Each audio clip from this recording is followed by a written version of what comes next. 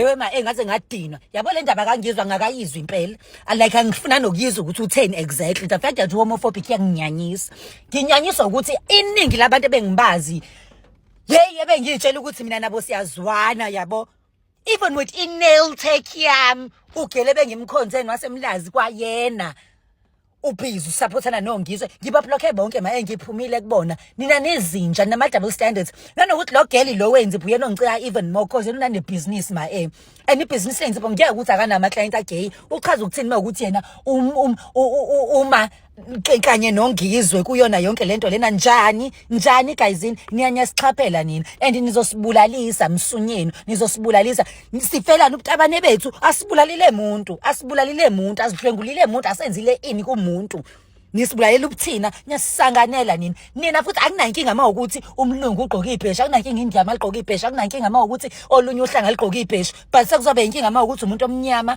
wesilisa ogay senzoba nenkinga nina ayifuse gani bafethu wangempela hayibo manje thina sesophila ngama according to ukuthanda kwenu noma hayibo bafethu ngani ukuthi sengizothina indlela engicasuke ngayo nyasichaphela and nje mina mawuthi uvumelana nongizwe ngempela and siyazana ngizokukhatha off kwangempela ngoba uyangichaphela kwawena umsunu nje womuntu uyigolo lomuntu angifuni ungakutsheli akha.